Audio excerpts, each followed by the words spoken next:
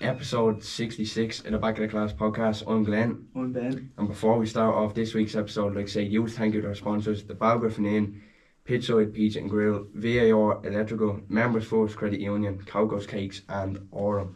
And this week we're joined by...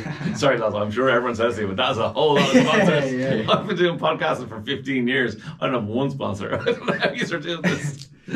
So, for the listeners who may not know who you are or what you do, introduce yourself and what do you think they'll learn off this episode? I'm Dave Moore. I'm a radio broadcaster. I work for Today FM. I've got my own show from 9 to 12 every day, Monday to Friday on Today FM. I'm a musician, I'm a podcaster, I'm all these things. What you learn off this episode, I think hopefully you'll learn how anyone can do anything. Like, you know, be open to opportunities, and you never know what's going to happen. Daily. Legend, It's off thank to a you. great start as well. I love that point of view. Anyone can do anything. 100%. Why do you believe that? I'm living proof. Like, you know, think about it. How many jobs are there in national radio in Ireland? There's not a lot. Like, Yeah. there's, you know, I'm talking about like Monday to Friday, kind of, you know, 7 to 7. Like, Yeah. there's 5 in Today FM, there's 5 in News Talk, there's 5 in Radio 1, there's 5 in 4 or 5 in 2FM. Lyric maybe has some, you know, like, there's 20 jobs. It's like Formula 1. Yeah. Do you know what I mean? Like, there's Yeah. very few full-time Positions in national Yeah. radio. So to have one of them is such an honour. But like I had no interest in radio. I never considered a career in radio. Like you meet loads of people in radio who had sheds at the back garden with antennae and pirate radio stations and DJs on it. I'm not one of those people. Like, it literally landed in my lap.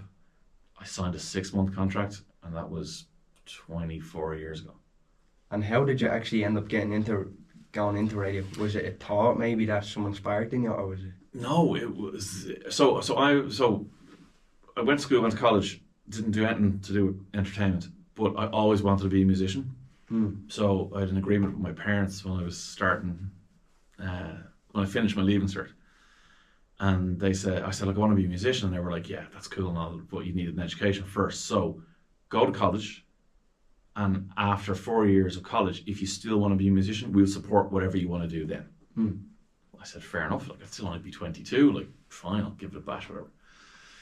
So then I did business studies in Russian in Trinity, which every DJ does, and did that for 4 years, and then finished, and then got offered a job in Moscow, car, apartment, driver, huge salary, and went, so Mum, Dad, I got this job offer, like, unbelievable. I was like, yeah, do you remember you said you support me and wanted to be a musician? They were just like, what? And I was like, yeah, come on.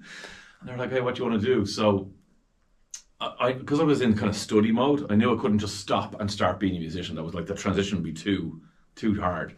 So I found a course I could do. So it was a course called Professional Musicianship out in a place called New Park Music Centre in Blackrock. It's basically how to be a musician as a job, but it was focused really on jazz, which wasn't what I was into. I was into pop and hip hop and producing that kind of music. modern music, yeah. Yeah, modern music, exactly. And I love metal, and like that's my favorite thing. But in terms of working, I was like, I'm going to work in that sphere of, you know, pop production and stuff. So, but it didn't matter because it was an amazing course in terms of learning about music, but also then bridging the gap between studying and then trying to be a musician. Like, it was a great year to do that. So they helped me do that, and then I took out a bank loan to buy a home studio. Now, it's not like it is today. We're sitting here with a couple of microphones and there's probably a PC recording something somewhere. Like, you want to make music now, you do it on your phone. This was 1997, so you needed a sampler. That was $2,000. You needed some kind of, 16-track, multi-track recorder, digital recorder. That was $4,000. Microphones were 900 quid. It was costing a bomb. It was so much money. So I took a bank loan out, backed by my parents. Thank you very much. And then to get a job. So I worked in a local petrol station So, they had kind of paid for me to go to school, paid for me to go to college. And then I was just working at a petrol station, paying off a bank loan for this, what's he doing in his bedroom, making music, whatever. But that's all I wanted to do. And for the next, I suppose, 5 years, that's all I did. And it went really well, and I worked really hard. And I was a professional musician. I was making enough money to pay my way in life, pay back my bank loan, and, progressing well. And one of the things I used to do was people would come into my studio to record things. So say if you were a comedian or an actor, you wanted to do voiceovers, you'd come in with a script, a couple of scripts, you'd just read them in, it could be like, what's the name of the cupcake company?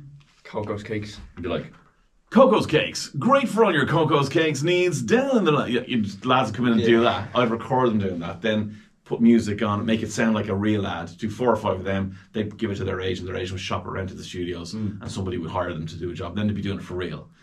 So I was doing a musical with, I don't know if you know Des Bishop, comedian, hip-hop artist, right? So Des and I and a fella put together a hip-hop musical about the political history of Ireland called Rap Era, right? And it was brilliant. It was really, really good fun. I did all the music. Des and another fella wrote it, and they both acted in it. And we were sitting down in Limerick, having done a couple of shows, whatever. This would have been 2002. Yeah, 2002. And Des said, he's like, you should be doing voiceovers, man. You're always doing accents and cartoons, and you speak languages, whatever. Like, you should do that. And I was like, yeah, I don't know how you get into it. You need an agent. Like, I'm going to get an agent. He goes, you're sitting beside the biggest actor agent in Ireland. So the guy who was producing the play, I didn't know. He was just the producer of the play. Yeah. Turns out he's the biggest acting agent in Ireland. I was like, will you represent me? He goes, yeah, fine. So I literally went home, recorded this kind of 3-minute comedy, like everyone finishing each other's sentences, impersonations, accents, voices, cartoony stuff, whatever. Gave it to him, and within a week, I had a job as the equivalent I kind of draw to is the kid in The Simpsons, hello, Mr. Simpson, the kind of spotty teenager guy. It was like him. So I did one of those ads. I was a donkey, I think, in an ad for one of the charities. Are we there yet? That fella. And then the next call I got was from this woman, and she was just like, I want to meet you in town about a project. I was like, okay, presumed it was a voiceover or something, but she wouldn't really tell me what it was, and she had to meet me in town. It was a bit weird. I was like, fine, whatever. Self-employed musician, I can go to town, it's grand, you know what I mean? Yeah. So I went in, met her in a cafe, sitting down talking like this, and then these 2 men came in and sat down beside us. And she didn't introduce them, they didn't introduce themselves, they just kind of joined. No, as in, sorry, they introduced themselves, but they didn't tell me who they were. They said, this is Dan, this is John, and we just kept talking. So we were chatting away, and then one of them was like, good cop, bad cop, one was real friendly, whatever, and the other fellow would just, in the middle of a conversation about something else, would go, who's the captain of the Dublin football team? And I go, I don't know, hey, God, like, just only played rugby, watch football, like, don't really know. I tell you who the captain of United is, but don't really know. Anyway, then he stopped, and we just continued talking what we were talking about. That was on a Monday, and on Wednesday, then she got me back in. She's like, they were very impressed, and I was like, who? What is this? Like, what's happened? She's like, oh, no, just I won't tell you. I was like, fine, whatever. She just gave me a microphone and a recorder and sent me out around Dublin recording bits, talking to the microphone, interviewing people, doing whatever. Then that was a Wednesday. Then on the Friday, she brought me into a building near Pearse Street and walked up into a room, like not dissimilar to where we are now. Walked in, there was a fella in there, and she went, Dave, that's Dermot. Dermot, that's Dave. You guys get on, I'll be back in 20 minutes. And she walked out of the room, and I was like, all right. And he's going, how are you? And I went, do you know what this is? And he's like, what do you mean? I was like, where are we? And he goes, we're in 98 FM, like the radio station. And I was like, radio? He goes, do you not work on radio? I was like, no, I've never been in a radio station in my life. And he was like, what's the story? I was like, no, your woman just met me like twice this week, then brought me here to meet you. And he goes, they must have something wrong. Like, I think I'm going to get a breakfast show on 98 FM, and they obviously want someone to come with me, but not if you haven't worked in radio. It's like, I was like, yeah, it wouldn't make sense. Anyway, we got on really well. 20 minutes, she came back, she was like, how you getting on, boys? We're like, yeah, he seems sound, yeah, what's happening? Like, so then she explained that she wanted me to work with this fella. We literally never met each other. Just go on the radio next week and do the breakfast show. It's just the biggest show on radio. Now, I didn't know that at the time. Yeah. I presumed, because I was brought up on breakfast, that you start on breakfast and work your way up. But actually, breakfast is the biggest show. But But that was it. It was literally just like plucked off the street. I suppose, look, again, I suppose this is one of the things I said at the start is like, I don't necessarily believe in like luck that some people have and some people don't. What I believe is you need to be open at whatever time of your life it is to be open to an opportunity. And that can look like luck. Yeah. And I was really lucky at that time that like everything, like I had come back from, I was in LA for months with my missus, my girlfriend at the time. And when I came back from LA, we both moved back into our parents' houses. And I was like going, I don't want to live in my parents' house. I want to live with this girl that I love and I want to be with.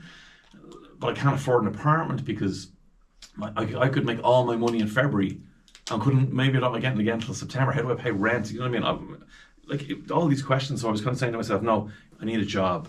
I need something regular. And all of a sudden I get this opportunity. But I was ready for the opportunity. So it looks like, you were just plucked off the street. And it was, yeah, I was.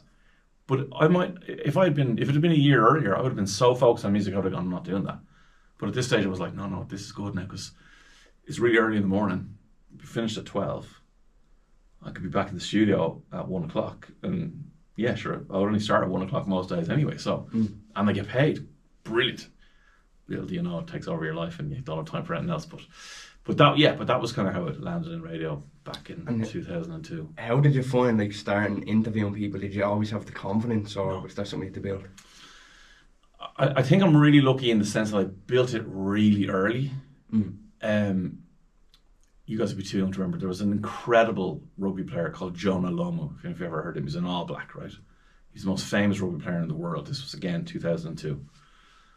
And he came to Ireland to presumably promote. He was being paid to promote something, and he was brought in for us to interview him.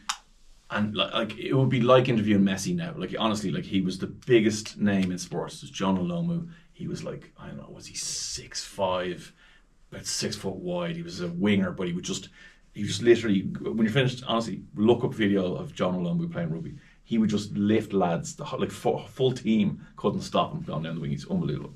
So we were breaking myself and Dermot going like, gotta interview Jonah Lomu. Like, this is mad. Like, what do we do? Whatever. And we were about 2 minutes in, like bricking, like going, oh my god, simple things. How was the flight? Oh yeah, flight was pretty good. Yeah. How is it? Whatever. And then at one stage, I was saving this question at the end, but I kind of panicked and I asked him really early. I was like, you're so massive, you're so big, you're so strong. Who are you afraid of? I expected him to say some French prop or an Italian or an Irish guy, whatever. He went, oh yeah, my mum.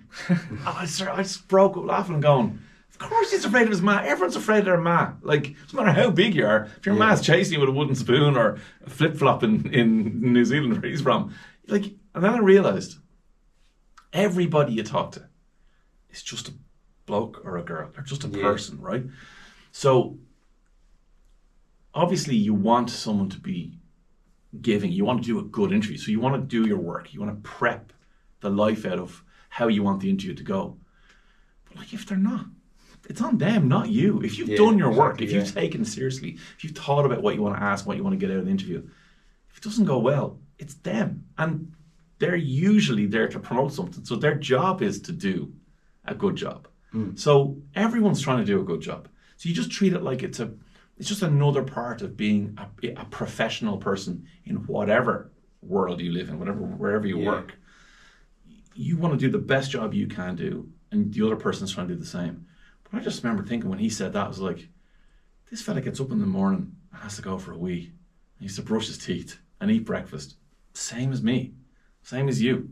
Like, everyone's, like, no matter how rich and famous and successful someone is, they have to do the same stuff. We're all just people. There's no difference between you two talking to me, who has a little bit of profile in Ireland, talking to George Clooney, talking to Messi, or talking to some lad you meet in the street. We're all just people. And that is a real leveler for you when you're interviewing, big names and big stars. Like, you just kind of go, I'm just going to approach this like I'd be talking to you guys, like I'd be talking to my missus, I'd be talking to my mates. I don't treat it any differently. I'm prepped. Like, before I literally walked in here, I'm interviewing a lot of celebrities tomorrow. So I'm sitting in my car, I had like 7 minutes before I came into you guys. And I'm just going through the questions and I'm prepping, writing my notes app and just like checking everything, going, okay, what am I going to ask? How am I going to do it?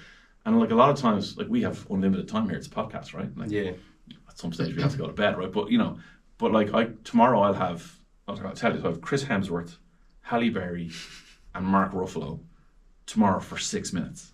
The three of them for 6 minutes. So now my interview skills are completely different. I can't go, so Mark, when did you get into acting? Because then the interview's over and I haven't done it. You know what I mean? Yeah. So I have to sit in the car there and go, how do I make this? So my audience hasn't seen the movie that they're in. Yeah. I've seen it. Thought today. They haven't seen it. So I can't start asking about detailed questions about the acting you did in that scene. Because no one listening has ever seen it.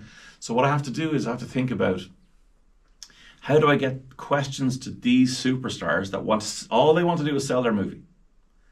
But that my audience of the whole of Ireland who haven't seen the movie is still going to find interesting. Yeah. And I can't just go, do you like bows and chicken fillet rolls? Like, you can't do that either. Do you know what I mean? Like, you have to find a balance in there. And so usually in a 5-minute interview, it's tough. Like, it's hard. You think like, oh, that's grand, 25 minutes. Like, no, 5 minutes is worse than 15 minutes. 15 minutes is like, oh, class, I can get into some stuff here, let them answer, especially with three of them. Yeah. But now I have to go, Chris, Halle, Mark, get through each of them probably twice, and then have something Irish or something kind of fun with them in 5 minutes. Like, how do you find it dealing with like Americans and like the whole Irish humour and finding that the line of like relation for them? I seen you got on with Adam Sandler.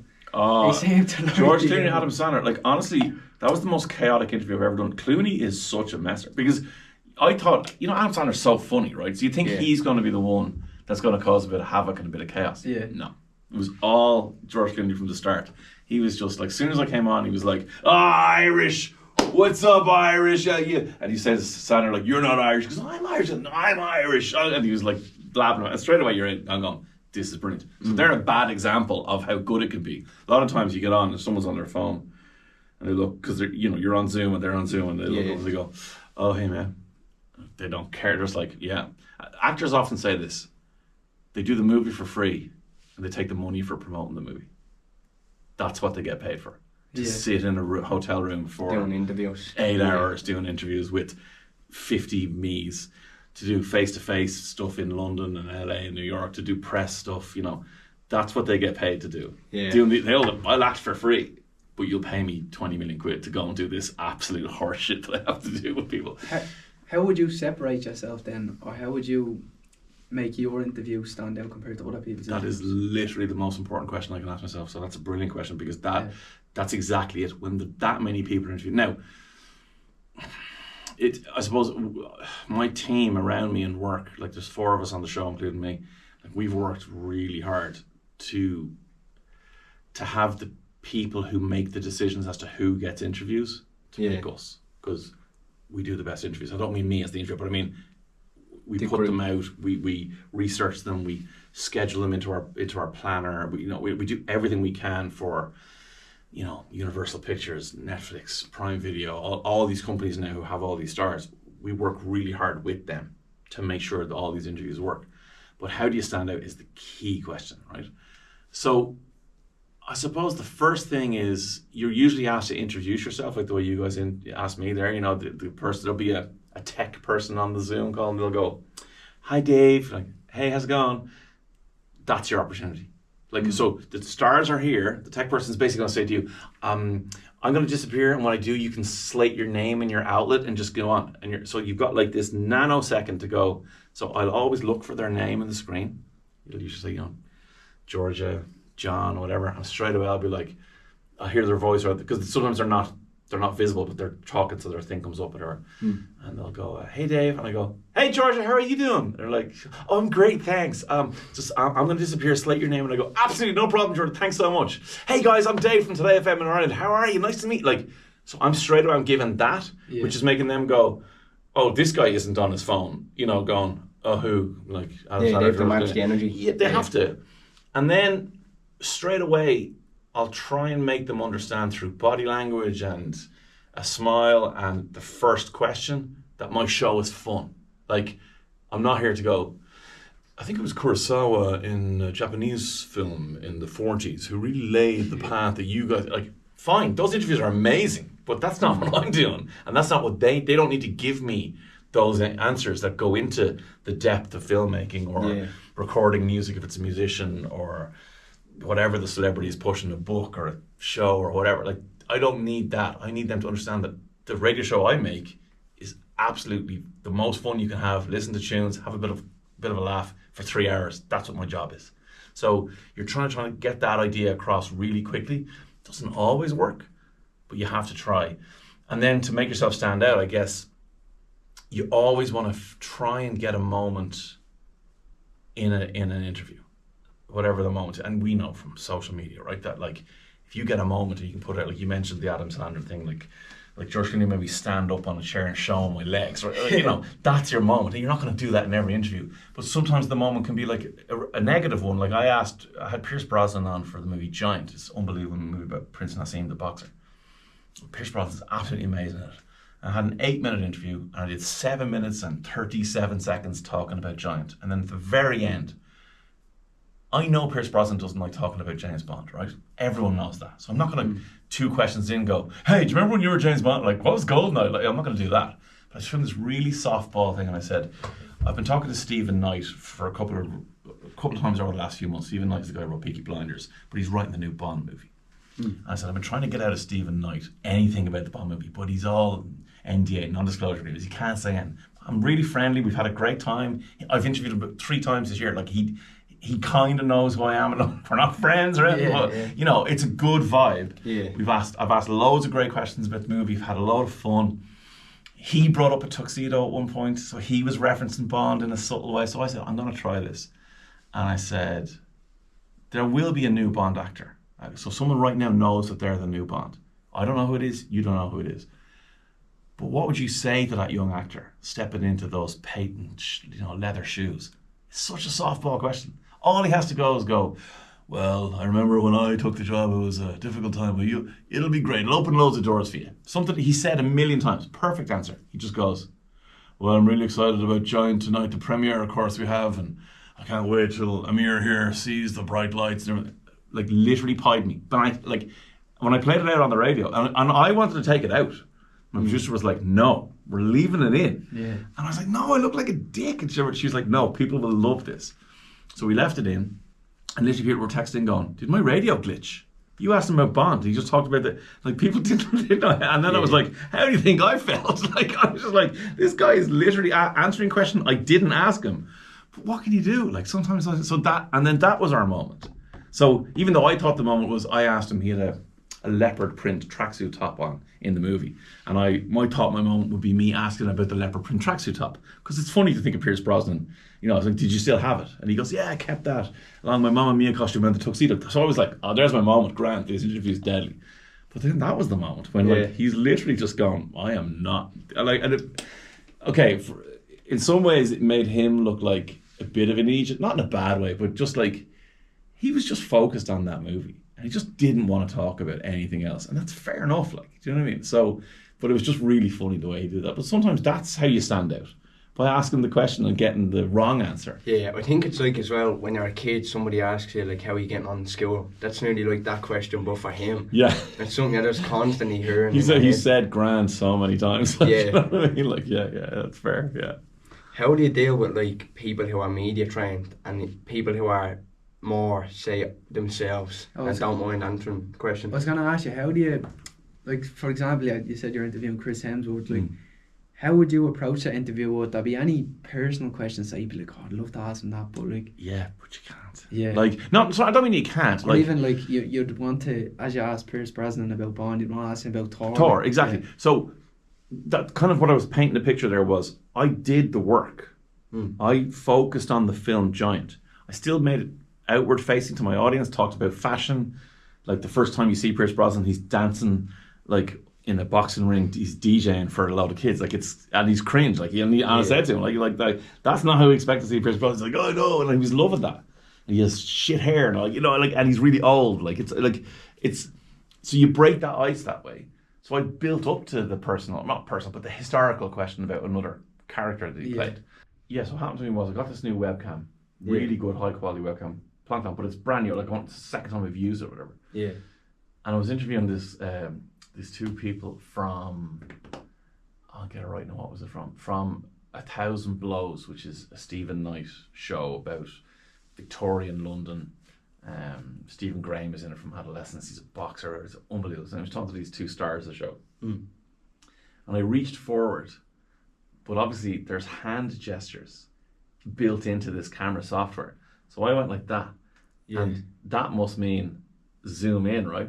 So I'm just chatting with them like this, and then it just goes really slowly, like zooms right in, like this far in my face. And two of them are going, I'm like, I don't know what's happening. And two of them are dying laughing. Two of them are scousers. They're like, Dave, this is the best thing's happened to us all day, mate. Oh my God, I love it. And like, I couldn't zoom it out. And I was doing an interview like this, and just that much of my face, like film. And think about it, they're in the Zoom. They're watching me on a massive, like, 70-inch TV, and it's just this much of my face. And then eventually I hit a button and it just goes, went back out. But like, again, leave that in. Like, that stuff is hilarious, as opposed to like, no, it has to be perfect and polished all the time. No, it doesn't. Sorry, but I was saying about Russell Crowe. So he has a reputation to be a difficult interview.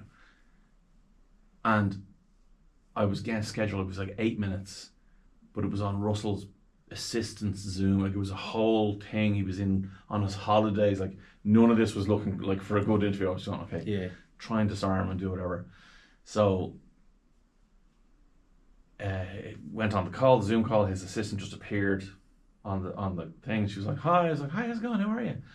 Again, used her name and whatever. And she's like, yeah, Russell will be here now in a second. I was like, okay. And she stepped out of the way, and like the city of Rome just opened up behind where she was standing. Like, he was literally, and he's some kind of like, you know, they get the freedom of a city. He has that for Rome. Like, he's because of Gladiator, right? Yeah. Again, he does not want to talk about Gladiator, and the thing he does not want to talk about more than anything is Gladiator 2. Right? Yeah. So he just kind of like sidles onto camera, and he's like, "Oh, good day." I was like, "Hey, Russell, how are you? Lovely to meet you." Whatever.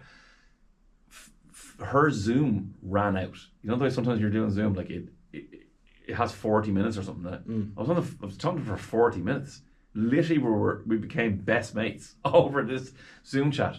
Now, I can't tell you there's some secret that I did or whatever, but just the way I was interviewing, the way we were chatting about things, he just really liked me. And we just became like, there was no way he was hanging up the phone. And it was only when, literally, Warren popped up when your Zoom was going to finish in like 30 seconds. He was like, "Oh, Dave, it's going to rev up." I was like, "Oh, listen, let's see it. Thanks so much. I'll see you later." Like, boom, gone. Like, it's happened to me a few times. Like, there's a couple of people like I actually am friends with now that have come through this interview thing that has gone so well that they've gone like, can I contact you afterwards? And like, you know, so it's happened a couple of times, like crazy. So like Jack Black, I was interviewing him for Kung Fu Panda 4. Again, 7 minutes or something happened. I'm like, nothing, you know, just at the very end. And I said, "Oh, by the way, I love Tenacious D," which is this band, held up my vinyl record. And they were coming, 6 months later, they were playing at the 3 Arena. And he was like, "Hey man, we gotta sharpie that up for you when I come to Dublin." I was like, "Yeah, sure." Like, you know, "Yeah, sure, Jack." You know, you're doing a movie junket in February, you're playing in November or whatever. He's like, and he goes, "Oh, whoa," because they're moving you on, because they want to get you out of there and get that. And he's like, "Whoa," and he calls someone like Sharon or someone like, "Can we just make sure we get Dave when we go to Dublin?" And I'm going, okay, Dave, see you later. And boom, he's gone. I'm like, whatever. Yeah. So then the gigs rolling around. Obviously, don't hear anything. Day of the gig, email, Jack Black's Sharon, "Hey, you cool to meet Jack?" I was like, okay. So like, I was going to the gig anyway, but like, go in early, go into the venue, meet some guy, and he says, "Actually, Jack's going to do the meet and greet after the show." And I was like, "Oh, cool." Like, with a load of people. He's like, "No, not a lot of people, just a couple of people." Like, and he wanted to make sure you were there. "Did you bring your vinyl?" I was like, the security guard guy knows about my vinyl. I was like, "Yeah, I got it." And he's like, "Cool."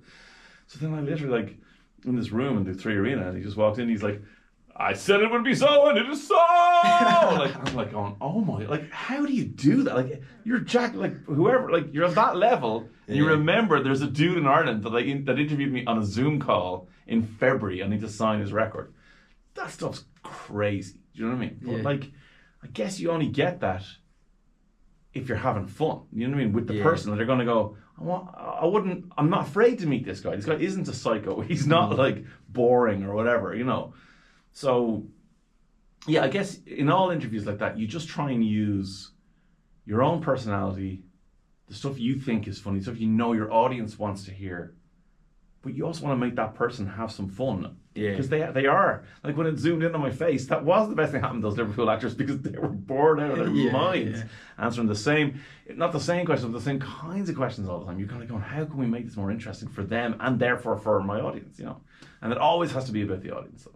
Do you think that like from them authentic interviews it kind of helps them flow a lot better? Like we find even in our, if we interview someone when we're ourselves and we ask the questions we want to ask, it goes a lot better than creating the tension kind of in the room sort of thing. Yeah, because you want to prep your interviews, right? I always say that, like work hard at your interviews, as in like have an idea of where you want this to go. Now, as I said, a podcast interview is way better than a 4 minutes like quickly do the interview and get out, because you can just have a bit more time to ask things. But yeah, like authenticity is everything. Like I am the guy you hear on the radio, I hope, is literally me. Like I'm not putting anything on. I'm not like I'm able to laugh at myself. I'm able to think I'm cool. I'm able to whatever. Like, you know, like I try and be exactly the same person that I am in real life, because that's what served me well for 24 years. Is like being not being someone like when I was growing up as a kid. DJs were like actors. They were like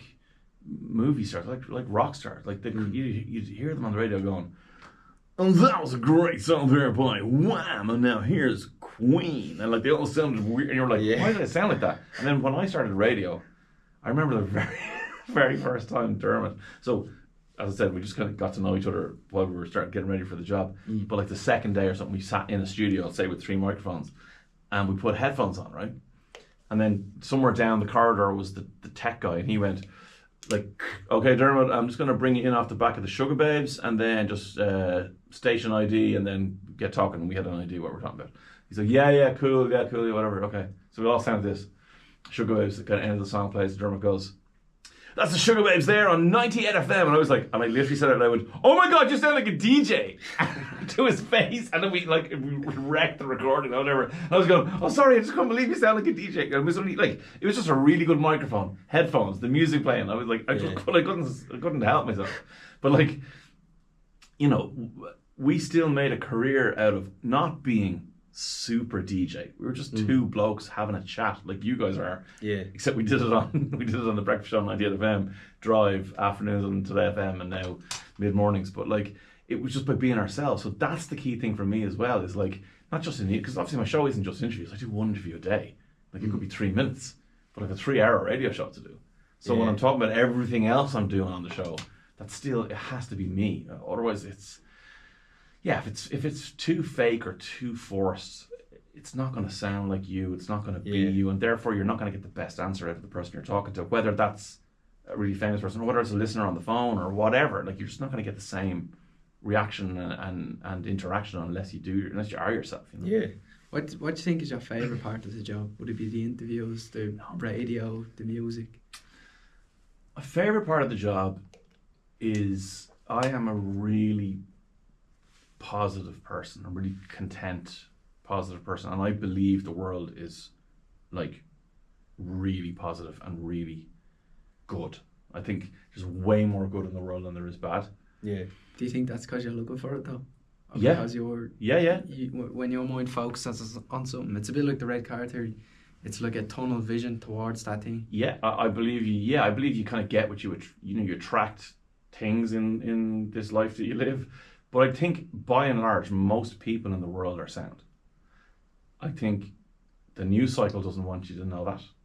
You know, they want you to think everything's terrible, and when a bad thing happens, we've been trained over the course of how long our newspapers are around, a couple of 100 years, to focus on the bad things. And that's fair enough. They happen. They're terrible. They're tragic. I don't ignore them. But they're tiny compared to the million amazing things that happened.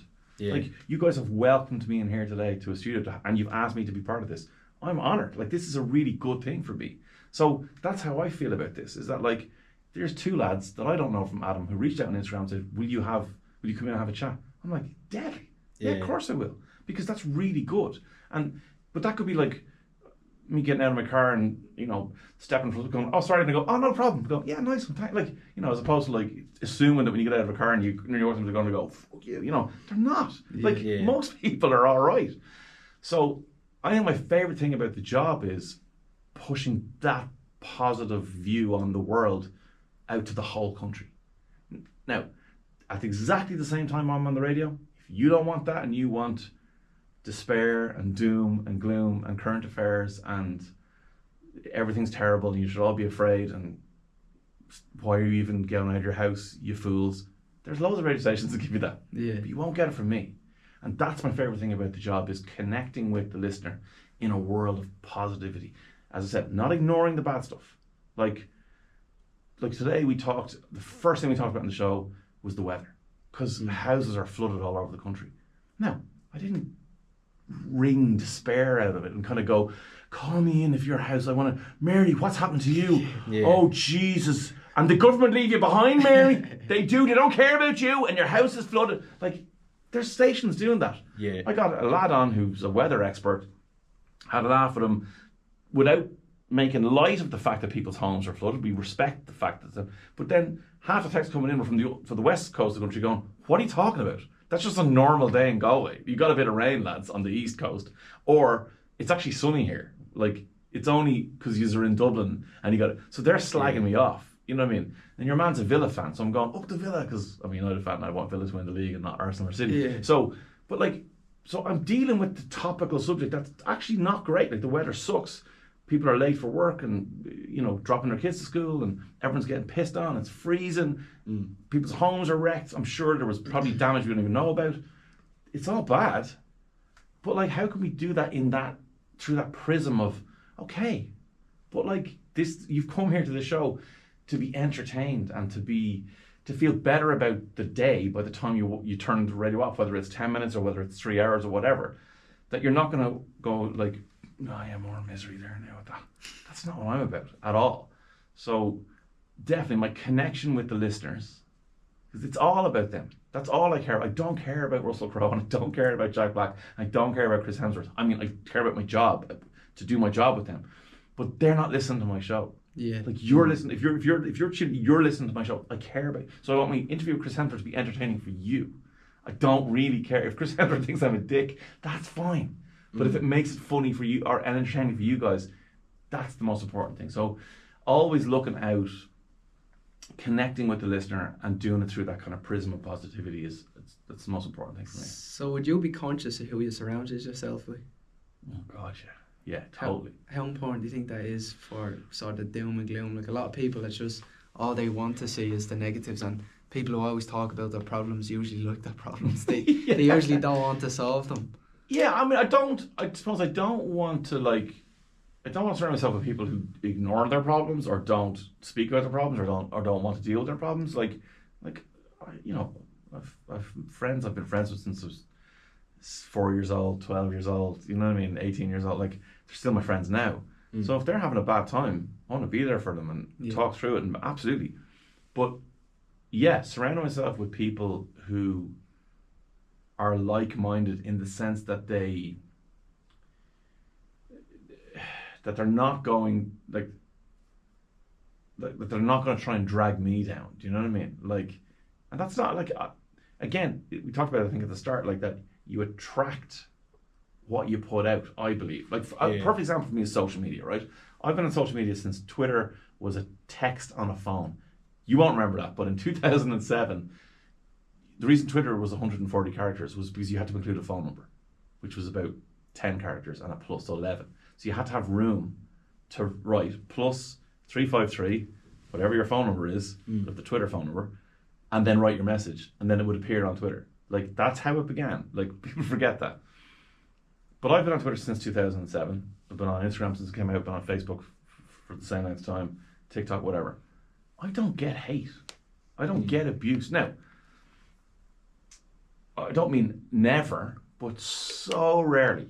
Like, and I'm talking about personal stuff, not like, sometimes like I put out an interview the other day with Mark fucking Wahlberg, no, with I sound like I'm name dropping here, but Matt Damon, right?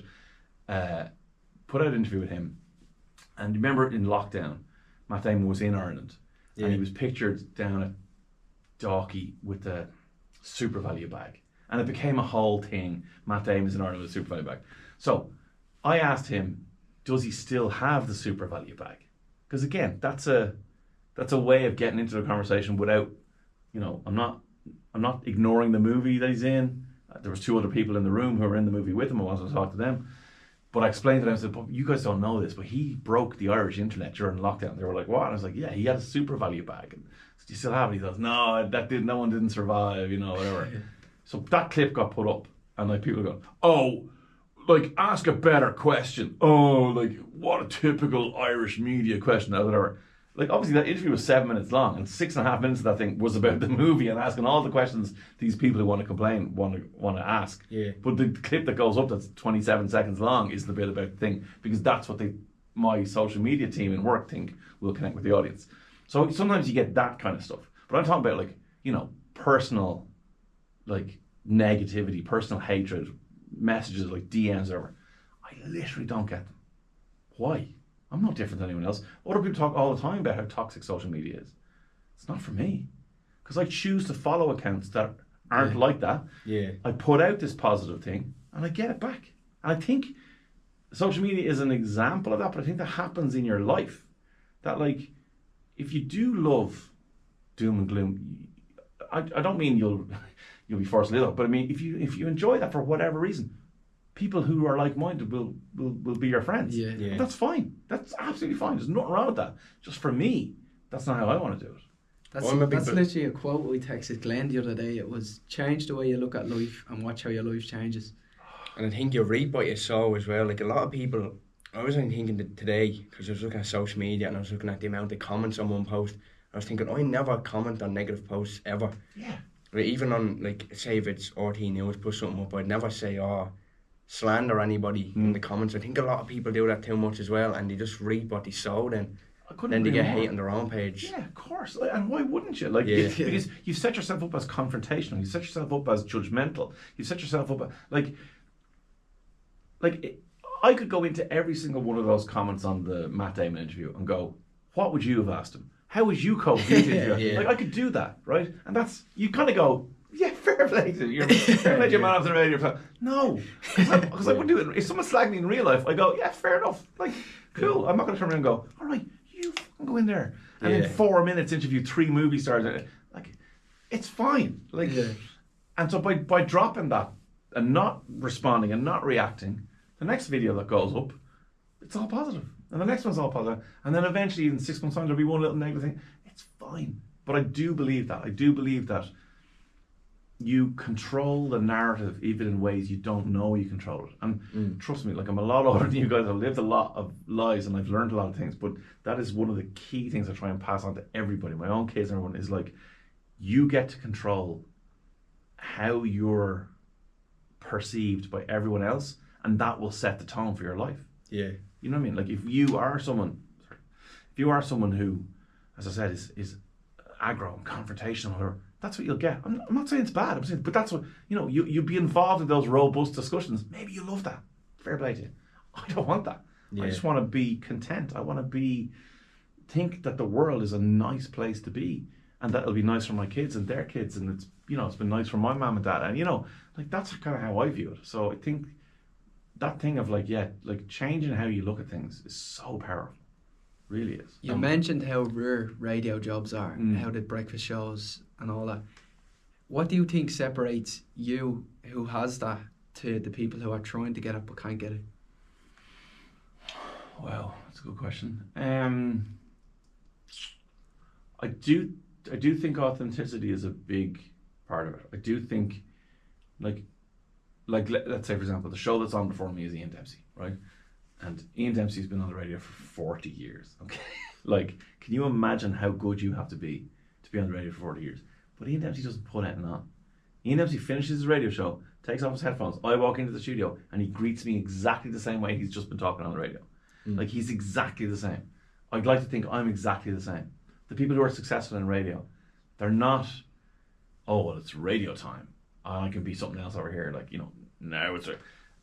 You can do that, and you can put on, you can turn a switch, and for some people it's like the red lights go on and they turn into this other person. That's fine.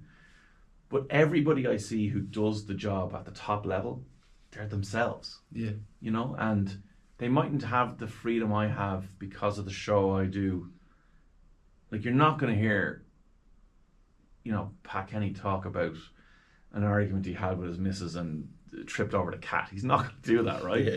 I will, but I'm not going to talk about the war in Palestine and how Trump is, you know, affecting the summit or whatever. Like, that's what Pat will do. Yeah. I have more room, I guess, to show my personality. So I better have a personality.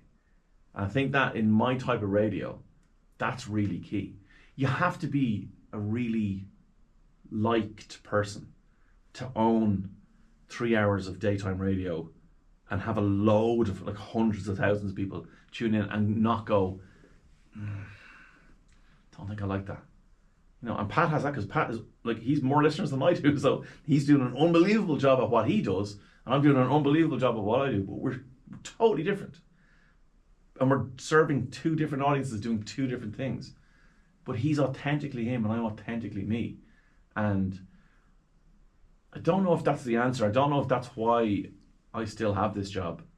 But I have to believe it has a huge part of it. Because, like, there are easily other people out there who are as good at broadcasting as I am. But what is the difference? Like, yeah. It's not something I ask myself a lot, I'll be honest with you. But I think thinking of it now, I think it has to be a little bit about that. And what's the best advice you've ever received?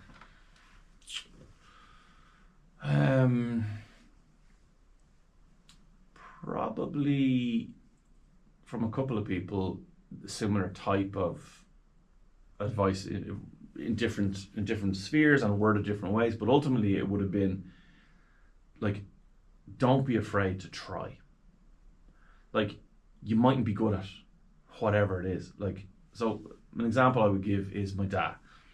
So when I wanted to be a musician, and it was really obvious that I should have been, I was so successful in college. I was so successful at getting a job offer. I should have taken that. That's what you, inverted commas, should have done. But he didn't freak out. He didn't, you know, my parents didn't sit me down and go, you have to do this. You're wasting an opportunity, you know. He just said to me, he goes, look, if you're going to be a musician, you better be the best musician you can be. You better work really hard. You know, that's why I got the bank loan. Wasn't because, like, you know, I couldn't have done it without it, but by getting the best of gear at the time, it meant that I could do things that other people didn't have. So then they didn't have a bank loan to pay, but they could have done it on a smaller budget, both do similar things. But I was able to do things a different way and make it sound better. So his kind of take on everything for me was, like, work really hard, but don't be afraid to work really hard. Don't be afraid to try. My wife, before we were married, we were living together, and I remember, like, literally stressing about hanging a picture in the hall because I'm terrible at DIY. Just like shocking. I remember my dad actually asked me when I moved out into an apartment. He goes, "What are you going to do if you want to hang a picture?" I was like, "I'll just ring you." He goes, "I'm not driving to town to hang a picture." Like, I was like, okay. So I was like, "Yeah, so we need to hang the picture." She's like, "Yeah, just hang the picture." I was like, "Oh," she's like, I don't know. Like and she was like, "Hang on, what are you worried about?" I was like, "Well, like, I could drill a hole in the wall and then it could be the wrong thing and it wouldn't work." She goes, "Okay." Then we plaster the hole, paint the plaster, and drill another hole. Now, literally that sentence, I went, "Oh my God, yeah." And I just, from that moment, something clicked in my head, which is, I'm not afraid to try. Now I do the most unbelievable things in DIY. It's my favorite thing in the world is to do. Is I built, like, you know, those rooms at the back people have in their gardens, like a big showroom. Yeah. Like, I built one of them, my bare hands. There was nothing there on a Friday afternoon, Friday morning, and on Sunday evening, I built this massive showroom. I built the front porch of my house. I built the deck. I built, like, this roofed thing over my deck. I'm non-stop. I'll do everything. But that's from those kinds of conversations. So that applies to work, that applies to life, that applies to kids. Like, don't be afraid to try. Which I guess some people say is don't be afraid to fail, which is brilliant. But it's a similar thing. But, like, just try it. Like, what have you got to lose? Yeah, It's like what Mike Tyson says. I think it's not word for word, but it's you must be a fool before you become a master. And it's like, God, yes, that's so it. And that was like you didn't at the start. You didn't even know how to hang up a paint. And if you had have not let yourself be a fool, and maybe you made a mistake, you would have never built that cabin in your back. Made so many mistakes. Like, and the other thing is, I believe there are people in the world who really want to share their knowledge and help you. I got this from music. when I was starting music and I was learning how to produce, it's a steep learning curve. You can go from, I can record a drum and I can record a vocal and I can record a piano and it all sounds terrible. Or you're like, how does it not sound good, whatever. And you learn. I sat down with people who were so generous, and I'll name them, Oisin and Graham, these two boys, unbelievable musicians, unbelievable audio producers. But they let me sit in their room over their shoulders while they worked on stuff. And I asked them a question and they told me everything. When I started doing DIY, I met a lad called Shane. And I asked them, how do I do it? I met a lad called Liam, how do I... And they showed me and they told me. Yeah. And now I'm the same. Like, I will tell anyone, I'll have all this knowledge and ability, I'll give it to you. Like, take it. You do you. Yeah. Like, because they gave it to me. And I couldn't have become the music producer I was without Oisin and Graham. I couldn't become the DIY guy I am without Shane and Liam. People are willing to sit you down and help you. But you have to just ask. You have to be open to going, I'm going to ask him if I can do that. What's the worst you can say? No. Fine. No big deal. Like, so definitely, like, be open to those things. People will share the knowledge. It's not like this nonsense you see on social media or YouTube, whatever, of like, hey, you want to learn how to X? Just give me $3.99 a month. And I'm like, forget that. There's people will tell you everything you need to know. Like, look at YouTube. YouTube is the greatest, I think, the greatest thing that's come out of the internet, because you can learn anything, just from hours of watching people on YouTube who are kind enough and sound enough to record themselves building a deck or setting up a podcast or baking cupcakes and putting it on the internet. Okay, obviously they'd love if they went viral and they got loads of followers and subscribers and they made loads of, but they're not getting that. The guy who's putting the deck down has got 19 subscribers, but he's still doing it for you. Yeah. You can learn anything. And that's because the world is full of sound people who want to teach things. So I just love that. Something I've noticed as well with like asking questions is that I think your ego can get in the way sometimes, 100%. Whereas you don't want to look like a fool, or you don't want to come across as you're below the person you're asking questions to. That's something I've never struggled with, thank God. Good. Just asking. It's really important. Like, you just ask those questions. Yeah. Like, have you ever been inspired by an interview or any of these sort of highly successful people that you'd interview? Is there certain traits that you notice, this is one of the reasons why they're successful?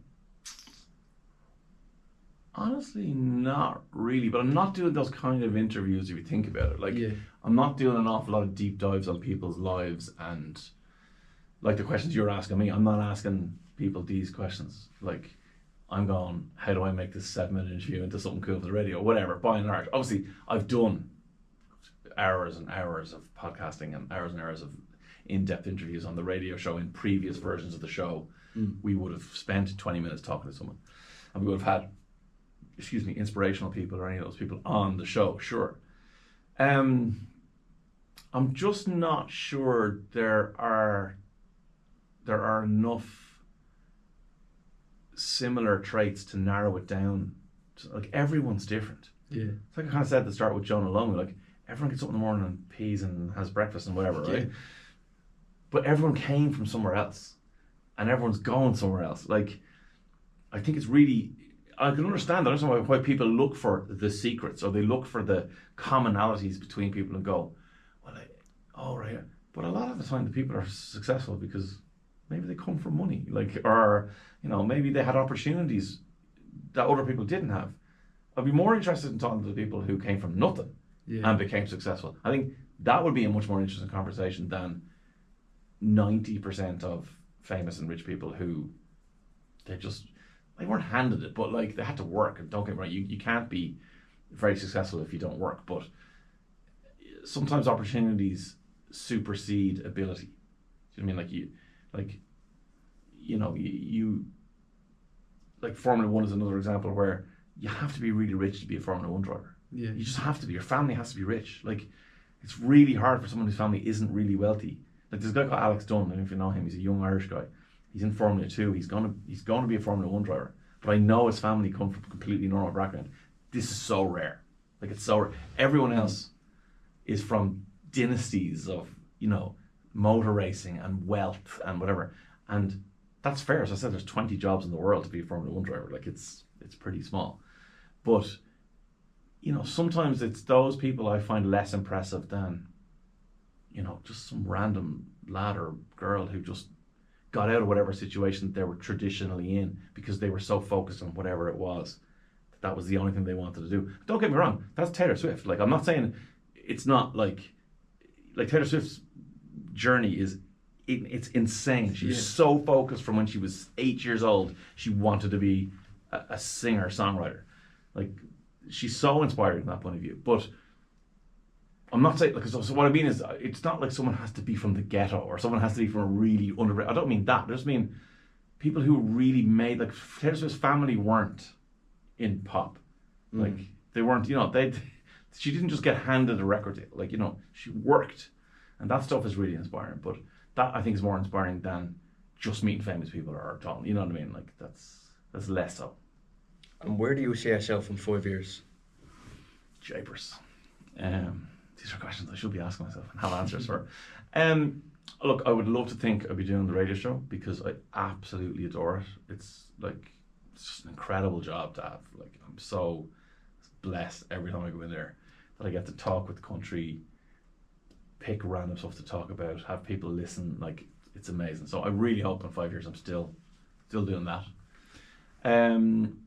I do love podcasting. I have a couple of different things that will, in 5 years' time, will be successes or failures. I'm not afraid to try, so I'm going to try these things, see what happens. I'll have very grown-up kids at that stage. I've got currently 16, 13 and twin 11-year-old girls, so I'll have 21, 18 and 16. So I'll be interested to see how that's going. Hopefully still be with my missus as well. So yeah, I don't know. I don't really put those kinds of timelines and things on. I'm very, very much believe in right now. Like, obviously, look, I'm a dad, I'm a husband. I need to plan. Like, I need to make sure I have savings put aside. You know, where are we going on holidays this year, and what are we, you know, how am I going to pay the mortgage off over the next 15 years, or what, you know, like, they're all real things. But I'd be much more focused on, like, you guys today, like now, like, right, like this is what matters to me right now. And obviously, I've got to go home, tuck my kids into bed, and make sure everyone's happy, and, you know, go to work tomorrow and all that. But, like, yeah, it's just, I completely believe that, like, whatever's sitting in front of you right there and right then, whether that's literally this moment or whether it's this week or whether it's this month, that's where I focus on more than, you know, as I said, like, oh, I really want to get, like, you know, I want to be on Radio 1 and RTE. Like, I don't think that way. Like, the opportunities will present themselves if I'm ready for them and I'm interested in them. That's a question I heard recently, and it was, when was the last time you've put 100% of everything you had into something? And I was thinking, and he said it doesn't have to be going out and doing something crazy like skydiving or anything like that. Is when it's the last time you sat down and F-filled, but you really F-filled, you weren't distracted, you weren't watching the telly, you weren't feeding the dog while you're eating filled. When was the last time you really sat down and just F-filled? When was the last time you just went out and you spent time with your family? When was the last time you just sat down and you worked? And if you spend your life that way and focus on what's in front of you, I think that's a great way to be. That's so good. That's so powerful. Like, and it's so true. Like, and Dermot, the fellow I did the radio show with for 20 odd years, has left to teach, you know, mindfulness and meditation. That's his big thing. Daily. But one of the things he talks about is, and he's done it with me on his podcast before, is mindful eating. Now, he's doing it as an exercise, right? To show, but, like, it was chocolate. It was like a little square of chocolate, right? And he gave it to you, it was in a little wrapper or whatever. And he gets you to, like, okay, just sit there now and just look at the chocolate. Like, you're just looking at it in the wrapper and you go, okay, just look at the shape of it and whatever. And now just unwrap it, but listen to it as you're unwrapping it. You know, you're unwrapping it and it's making little crinkly noises or whatever. He goes, okay, and now smell it. And you're like, he goes, and now take the tiniest bite and just let that sit on your tongue. And you do that, whatever. And I'm telling you, you are not thinking about how United are going to do at the weekend. Yeah. How much do you owe the milkman? Whether or not the cat's been fed. Like, you're mindful. You're mindful just by doing that. Now, and he's not, trust me, he's not saying you need to eat every meal like that, but every now and again, why not? Eat a square chocolate like that, or eat, if you love a mince pie, eat a mince pie like that.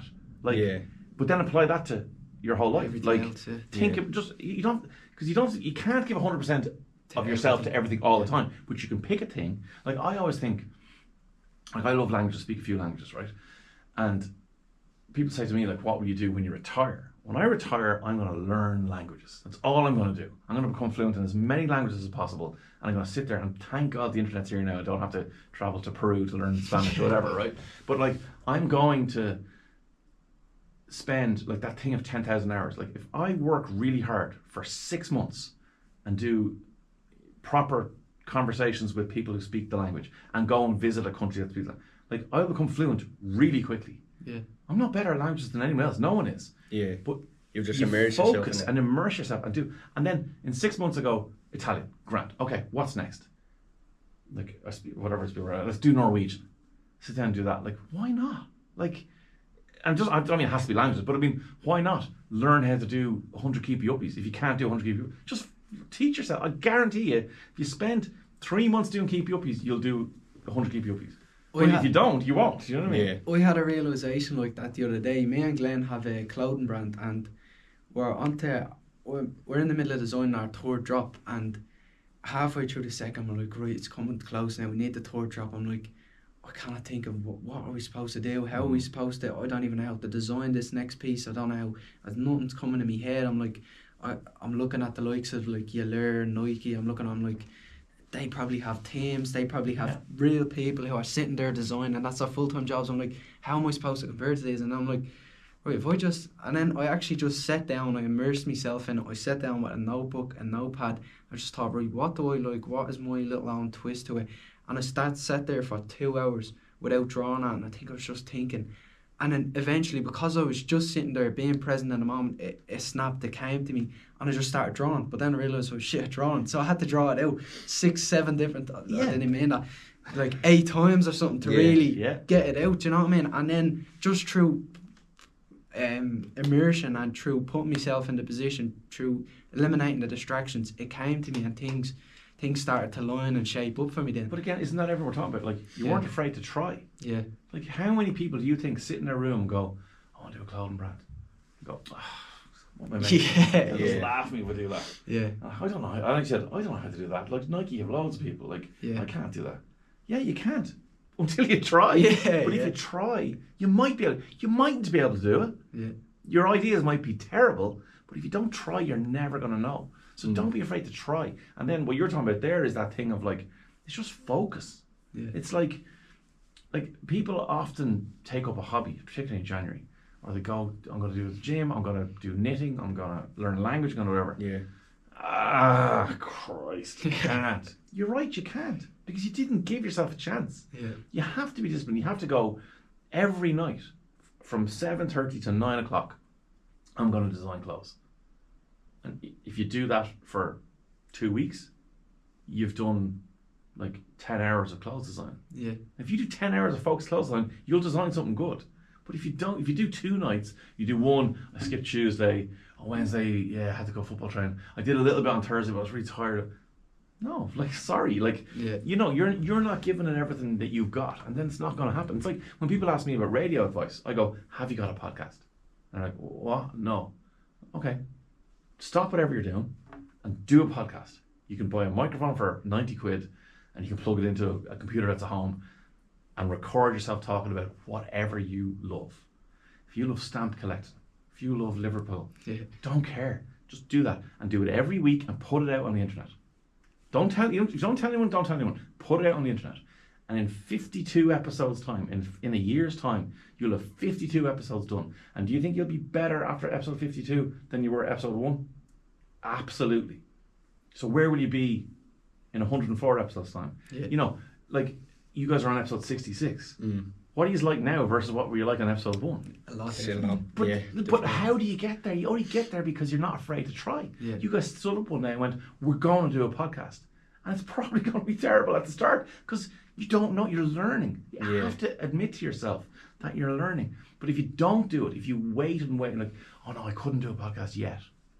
Why not? Like, when you think about people who want to be in radio from my generation, or, you know, before a podcast existed, before 10 years ago, you'd know you couldn't do it. There's nowhere to do radio other than to get a job on radio. And maybe they give you a job at the weekend. Maybe you get an overnight, you know, from you do 2 to 6 a.m. Maybe you eventually get a Thursday night slot. And then somebody somewhere goes, you sound good in that. Will you fill in for the guy when he's on holidays? The guy who does 2 to 4. Yeah. Geez, man, good, wasn't he? Yeah. And eventually, 7 years later, he gets a job in 7 to 7. That's the only way to get on radio, apart from my stupid way of being put down the street. But traditionally, the only way. Now, you could talk about buttons. You can talk about fishing. You know, anything you want in a podcast for a period of time. Get a good demo together. Because when you give a demo into a guy who hires in stations, he doesn't care if you're talking about Chapel Roan or if you're talking about your favourite chapel. Like, he doesn't care. If he listens to you and you're enthusiastic and you sound great and you want the job and you're passionate about whatever you're talking about, he goes, that's what I'm looking for. Yeah, I don't know if the guy knows about Taylor Swift and Chapel Roan that he's going to have to play in his radio station. But he can learn that. Yeah. But he can't learn being enthusiastic and being better than you were a period of time ago. That's the mileage. Podcasting now is that, and I said it to everybody. But that applies, I think, to everything. So your clothing brand, like, if you don't do it, you're not going to get good. You're not going to get better. It's like playing an instrument. Like, I love playing music. I love play loads of instruments. But like, I started off, I was the worst. Everyone is. Yeah. But you have to understand, the best guitar player on earth was terrible when he was 7. Because he never learned it before. You just wake up and go, oh, brilliant, I'm Chopin. No, you're not. You have to learn how to go and annoy your folks. Play tin whistle. Like, you have to do that stuff. But if you don't put the time in, if you don't put the focused hours and effort into something, you're never going to do it. How do you stay creative? It's really easy when you've got 3 hours of live radio every day and you go. That's what I mean, though. Like, how do you stop yourself from repeating yourself? How do you think off the cuff? Like, okay, so there are two different things, I think. So I'll stay with creative for a second. So surrounding yourself, you asked about who you surround yourself with, right? So surrounding yourself with people who you trust. So the atmosphere in the room with the 4 of us sit there and plan the show in the morning is, again, fail. Suggest something and everyone go, no, that's terrible. Or we did that last week. Or no, I don't know what you're getting at, but I don't think that's really good. You can't be precious about that stuff. You know, you bring ideas to the table, some of them go in the bin. Or you bring, and you might even think it's an idea. You just say something and everyone goes, oh my god, yeah, because then we can do that. Oh yeah, and it snowballs. Yeah. So that's how I stay creative, is constantly being open to how something fits into the personality of the show, and surrounding myself with people who think exactly the same way. So what I mean is, like, it would be terrible if 4 people had the same brain. I don't mean that. We're all very different, but we all know the personality of the show, so that when we get an idea and go, okay, we have an idea, how could we make that work for this audience that's listening between these hours, you know? Yeah. And that's the key thing, I think, is that's how the creativity stays there after, what am I now, 24 years. You know, feeling like I'm always getting better. Like, that's a really big thing. Like, I never think I'm good. I don't mean that, but like, I never think, oh yeah, grand now, can sail in for the next 10 years. I'm Dave Moore. Like, no, like, somebody wants my job. Somebody at the other station wants to beat my numbers. Like, you have to stay motivated, and the creativity comes from that as well, you know what I mean? So, but then thinking off the cuff is just, as I said, being authentic. Like if I don't lie in any situation, my life is easy. As soon as you start telling lies, you have to remember, you have to think, whatever. So, okay, what I mean by that is, I'm not going to go on the radio and go, oh my god, I was going home yesterday and I drove my car up into the back of a trailer in the truck and they drove me off to the sea and they fell in it. Isn't this great radio? No, like, that's not real. But like, if I see something unbelievably hilarious on the way home, I will bank that and go, I'll bring it up in the meeting in the morning and see, can we do something with that? That's just being real. So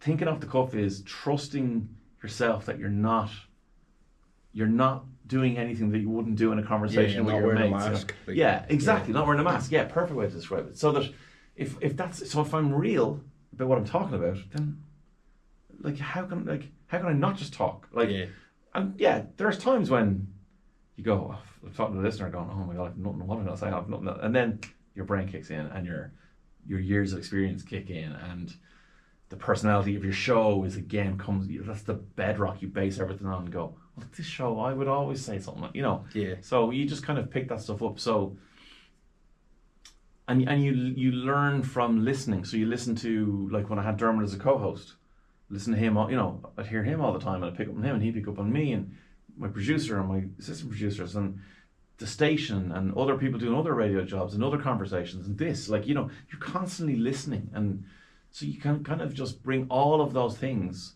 Maybe that's the skill, is being able to bring all of those things into a 5-second chat with someone who's on the phone for a prize or whatever. Do you know what I mean? Like, so yeah, you have to trust yourself.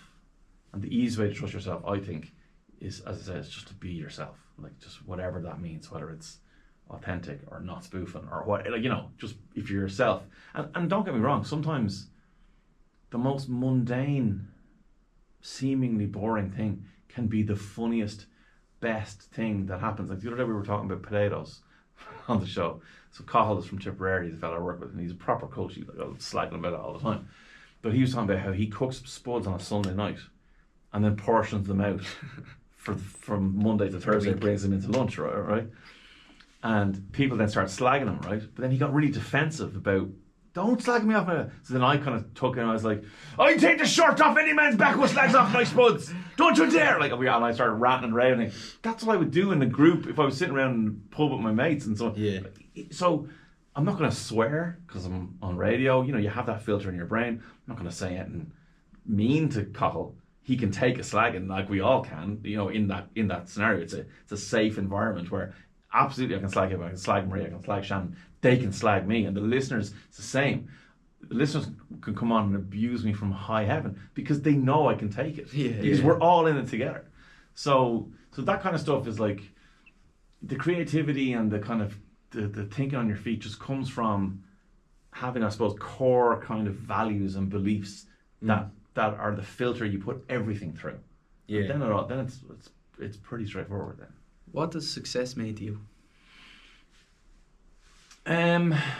I use a word very purposefully called contentment and not happiness. I was thinking that in my head, yeah. Yeah. Because you can be content and not be happy, if that makes sense, right? What I mean by that is, like, I would say if you charted happiness, right, whatever, from 0 to 100, I would spend most of my time at 80%.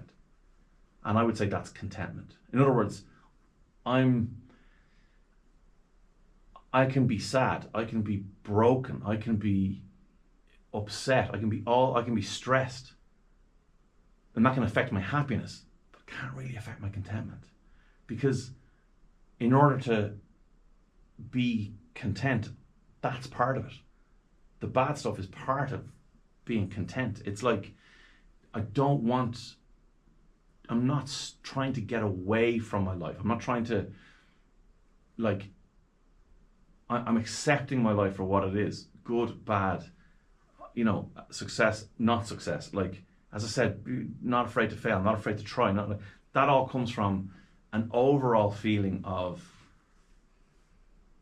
I'm okay with this. I'm okay with whatever it is. So I don't really know what success means other than being content. Because I don't care about money, obviously.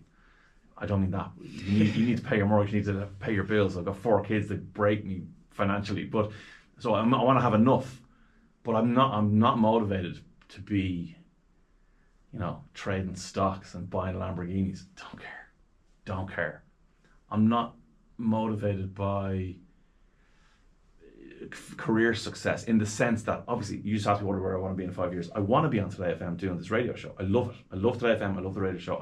That's where I want to be. But if I'm not, I'll just be making adjustments in this lane.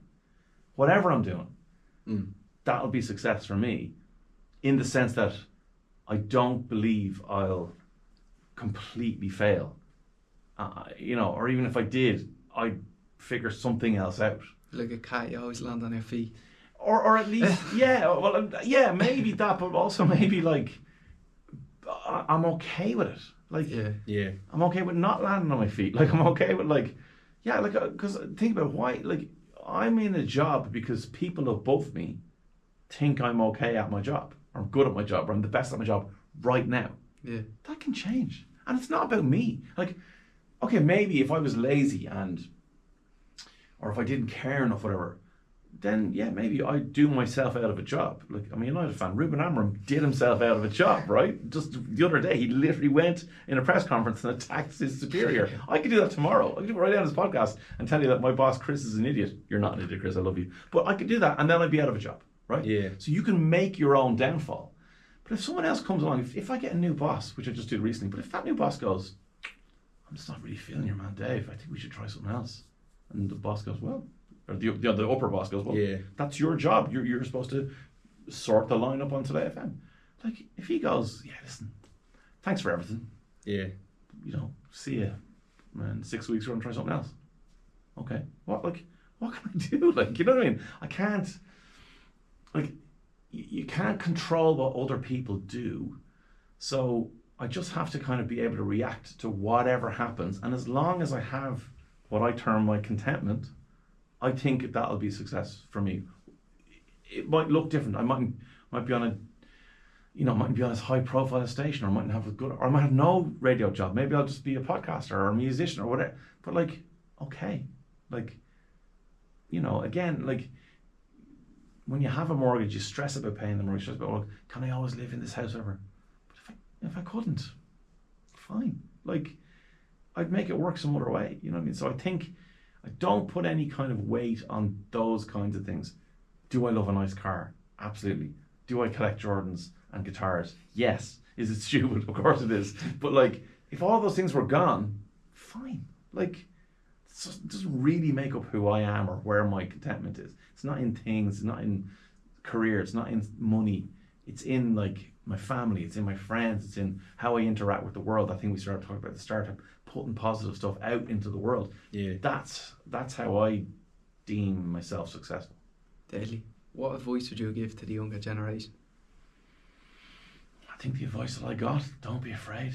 Don't be afraid to try. Don't be afraid to be good. Don't be afraid to be sound. Don't be afraid to to put things out. Like, you would honestly, like, I've watched a lot of your stuff since you got in touch about doing this. Like, I'm so impressed by what you boys are doing, because you've stepped up and gone, we're doing this. That's brave, lads. It genuinely is brave. Like, because there's a lot of kids your age who are going, fuck those two, like, what are they doing? Why do they think they can do it? Because, again, if you're not brave, if you don't try, you're never going to do it.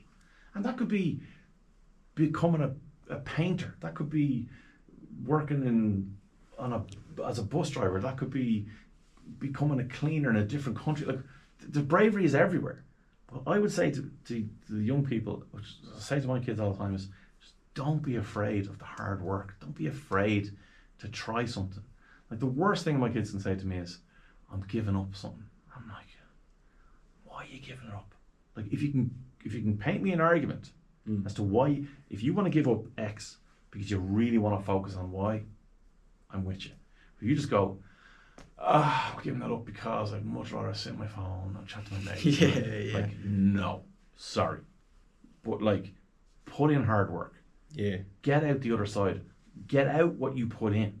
That's what will happen to you. But like you're talking about the clothes and stuff, like, if you don't sit down for 2 hours and put that work in, you're not going to design something for a lot. It's not going to happen. Yeah. So my advice to the young people in the entire universe is, don't be afraid of hard work. You're not going to get it and hand it to you. It just doesn't work like that. Like, you'll hear stories of the 2% who it does, but we're not all Dubai Prince kids. It doesn't happen. We're just normal people making our way in the world.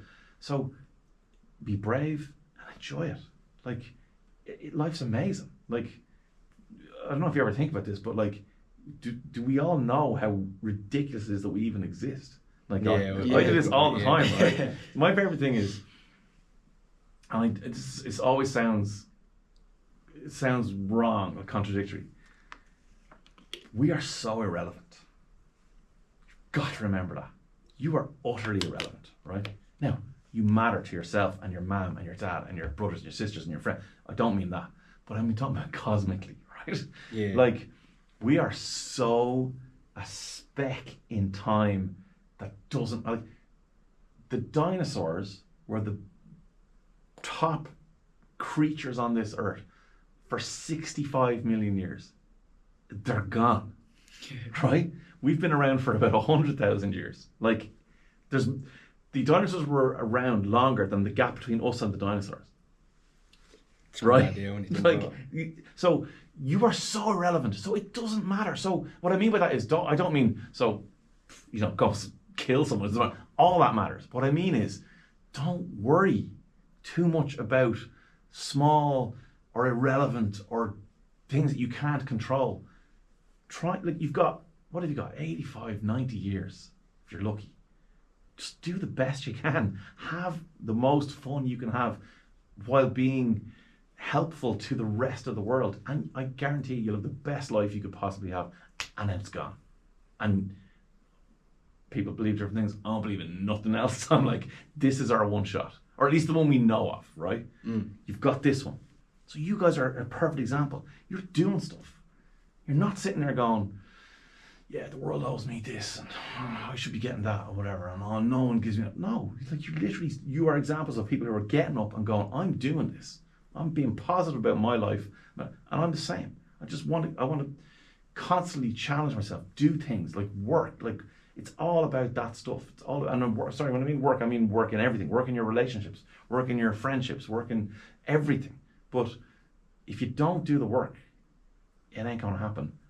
And don't forget you're irrelevant. Just, use that as the backbone of everything else going, like, then it doesn't matter if I fail. It doesn't matter if I put a hole in the wall. Yeah. My podcast is terrible. I'm just a brief thing on a planet floating around a random star in the galaxy, and the universe is way bigger than that. So, yeah, just give it a shot. Is there anything you wish we had have asked you, or something you think we can do better going into the next episode? Oh, that's good. Genuinely, I'm very impressed. Like, I mean that now. Thank you. Yeah. Because I get interviewed a lot on podcasts, and the questions are not as interesting as these, and they're not as thought-provoking. I don't know how long we've been talking, but like, this feels like 5 minutes. You know what I mean? That's a really, really good skill. So I wouldn't be pushing too much advice on you guys. What I like about you is you've done enough research to know a little bit, but you haven't done you haven't done too much research in the sense that you knew exactly where this conversation was going to go, and therefore you weren't inspired. You know what I mean? I could tell you guys were thinking, listening, reacting, like that's key. So what I would say to anyone who interviews anyone, so if you're talking about your podcast, listen to your guests, listen to the stories you're telling. Yeah, you have signposts along the way. You think, oh yeah, if the conversation does, I'm going to ask that. But you've done it. You've kept eye contact with me. You've listened. I know you have. And you've asked questions based on the conversations we've had, as opposed to, and then when did you first get, like, there was none of that. That's really impressive. We done that at the start, and from Right, failing, Scripted episodes just went, yeah. and that's how from failing, that's when we started to adapt. That's when we started to well, this isn't working, so let's try this, and we started something new then. But isn't that the whole point of this whole conversation? Yeah. Is like, Yeah. is you guys have gone on a journey and you're going that way Yeah. because you have to be bad when you can't start good. It's just so unlikely. Okay, Messi was probably born a brilliant footballer. Yeah. He's the only one. Every other footballer who's made it has been good when they were 14. They were shit when they were 5. They were just the same, and they had to work hard. And that is, so what you're talking about there is exactly what this whole conversation to me is like, you have to start. You have to be brave. You have to take a chance and see what can happen. 66 episodes in, you guys don't have notes. You're not asking boring questions. It's a brilliant interview. It only took you, no, I'm sure I've listened to yourself. You did it in episode 22. But my point is, you're so much better at 66 than you were at 44, than you were at 22, than you were at 0. So you, in 140, you guys will be better again. And you have to just keep believing that. I'm the same. Like, I'm working harder today so that my Chris Hemsworth interview tomorrow is better than my Jason Derulo interview was today. Like, that has to be my mindset. Interview Jason Derulo. Yeah. He's actually on the show tomorrow. But yeah. And I have some crack with him because the second time I've interviewed He's him. coming in February, isn't That's he? why he's on. Yeah. Is he it's going to all get you in about backstage to that. something? Yeah, Is he is. He genuinely is, yeah. Deadly. Yeah. But like, listen to the interview tomorrow on the show. You'll hear. I know by the time this goes out, it will have been on, but people will listen back to it. But we've some crack. Like, he just loves when someone interviews him the way I interview him, and he's brilliant. So yeah, that's the kind of stuff. Me and Glenn will try and make that interview happen as well for Yeah. us. Yeah, absolutely. Yeah. Right, it's been a Thank pleasure. you. Thanks It's a been a lot. pleasure. Listen, boys, thank you so much. And honestly, like, as I said, listened in from when you first reached out, so it's been probably like 4 or 5 months at least. Yeah. Really impressed, but in person even more so. So Thank fair you. play. And where can people find you on social media and the radio show? And all that? So Dave Moore on Today FM is the name of the radio show. On all social media, I'm Dave Today FM. It's pretty straightforward. If I ever get sacked, I'll have to change that name, but that's what it is. Just Instagram is the one. That's what I don't really use any of the other ones, to be honest with you, but Instagram, Dave Today FM. There you go. Perfect. Thanks a lot. So Thanks, lads. 66 wrapped up.